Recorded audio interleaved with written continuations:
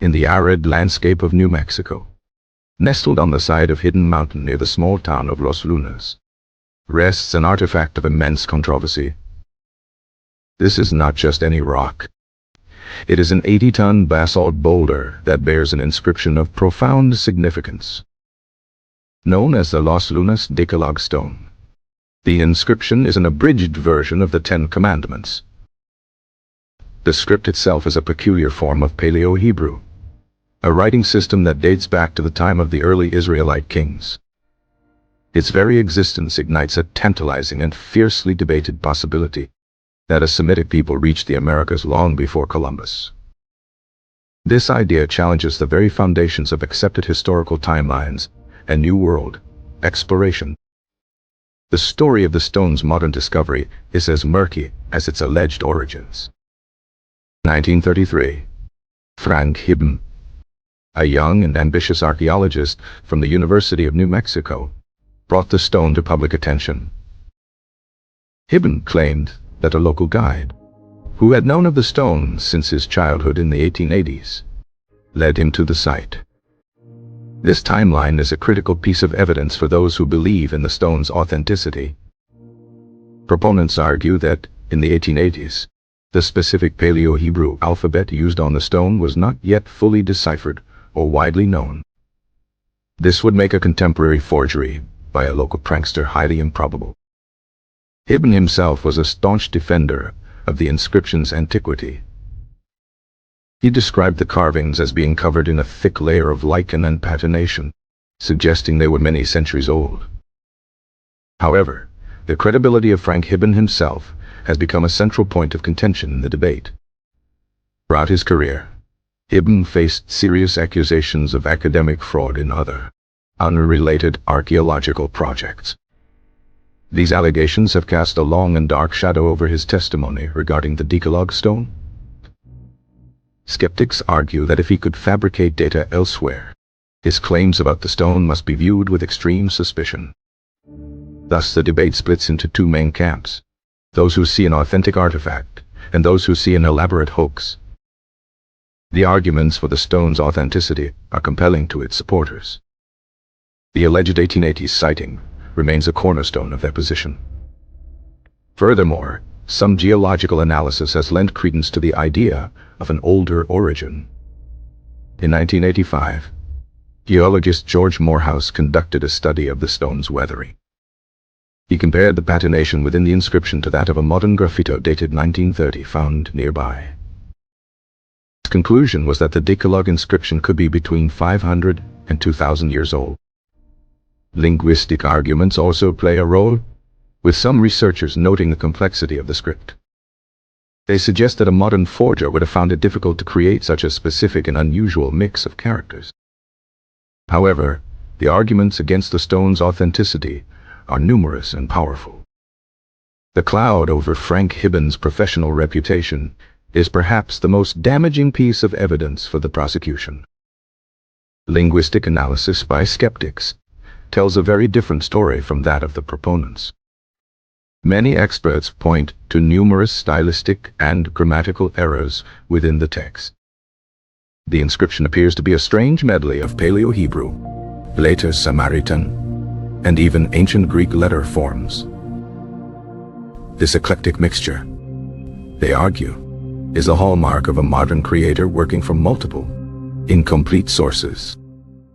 For example, some letters are used in a way that is inconsistent with ancient Hebrew syntax, didagogue. Instead, their usage aligns more closely with how a native Greek speaker might interpret the sounds. The text also contains punctuation marks that are widely considered to be a modern invention. Perhaps the most glaring issue for archaeologists is the complete lack of supporting evidence. As archaeologist Kenneth Feder notes, artifacts are not found in isolation. If a group of ancient Hebrews had lived in the area long enough to carve this massive monument, they would have left other traces. One would expect to find pottery, tools, burial sites, or the remains of dwellings. To date, no other evidence of an ancient Hebrew presence has ever been found in New Mexico or the surrounding regions. The physical condition of the inscription also raises red flags for some observers. Despite its supposed great age, the lettering is remarkably clear and seems to lack the extreme weathering one would expect. Proponents counter this by claiming the stone has been repeatedly and aggressively cleaned by visitors over the decades.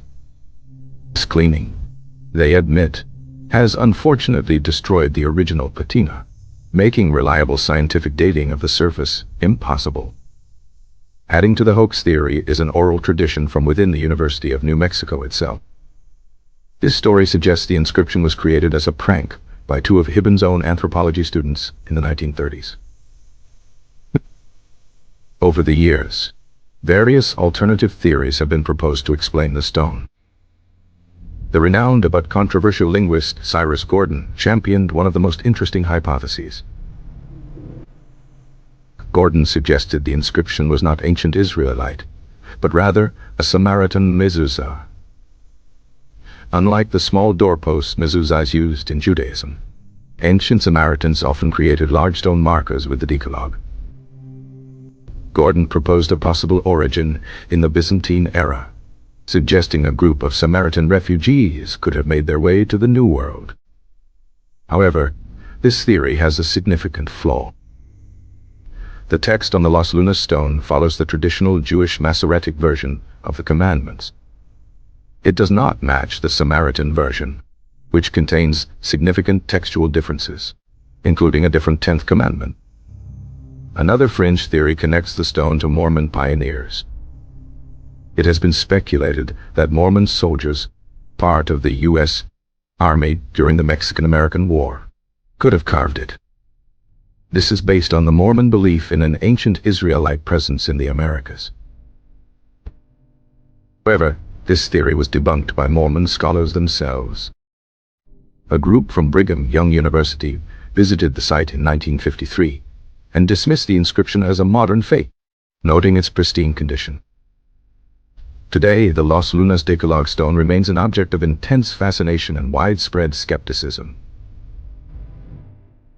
The site is still visited by those who believe in its ancient origins, treating it as a sacred relic. For them, it is tangible proof of a history that has been lost or ignored by mainstream academia. The compelling idea of an ancient Hebrew presence in the Americas is a powerful narrative. However, the overwhelming consensus in the scientific and academic communities is that the stone is a modern creation.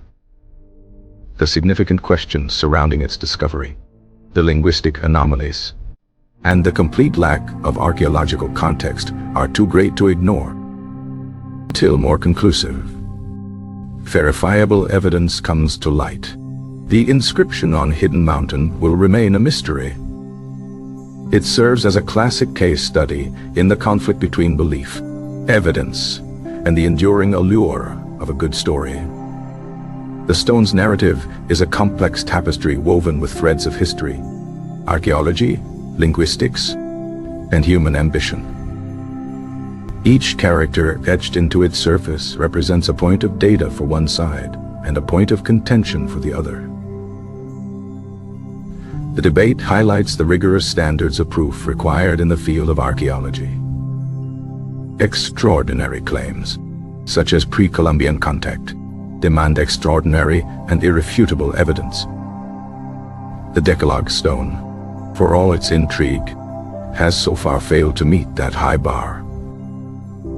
The story of the guide who saw it in the 1880s is purely anecdotal, lacking any independent verification. No written account from the 19th century has ever emerged that mentions the strange inscription. Geological dating, while suggestive, was not based on the inscription itself, but on a comparison, which is an indirect method. Modern dating techniques that could provide a more definitive answer, like analyzing patina, are unusable due to the scrubbing. The linguistic argument is a double-edged sword, used by both sides to prove their case. Where one sees ancient complexity, another sees modern amateurism. The presence of Greek letters like the delta and kappa is particularly damning for many experts. It suggests a creator familiar with the Greek alphabet, which was commonly taught in American schools in the early 20th century. This points more to a student prank than an ancient mariner. The lack of a single, corroborating artifact remains the most significant archaeological hurdle. History shows that cultures leave a footprint far wider than one monument.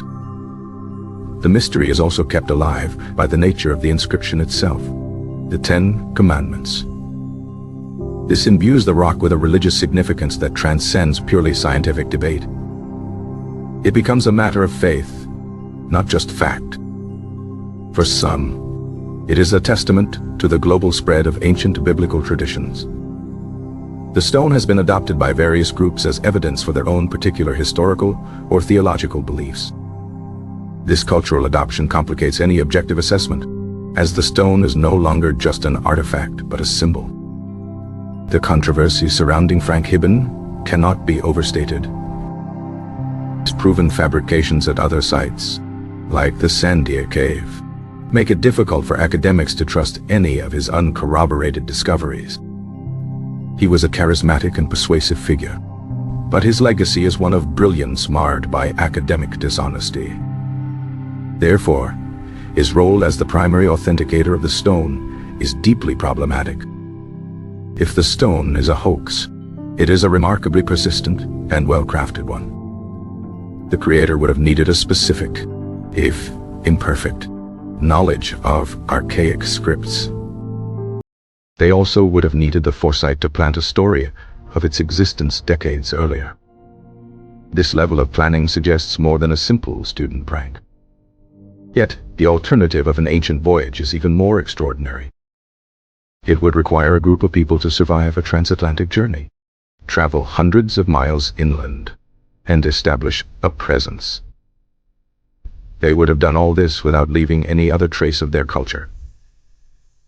This is a scenario that most historians and archaeologists find highly improbable. The stone's location is also curious.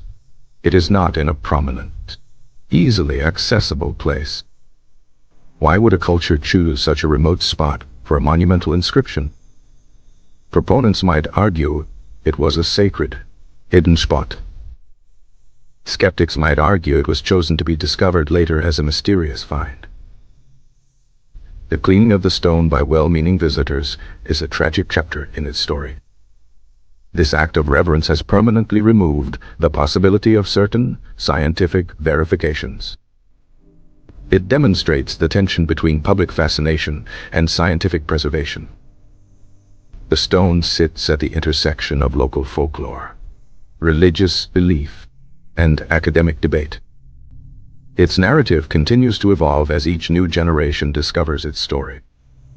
Websites, documentaries, and books continue to be produced, arguing both for and against its authenticity.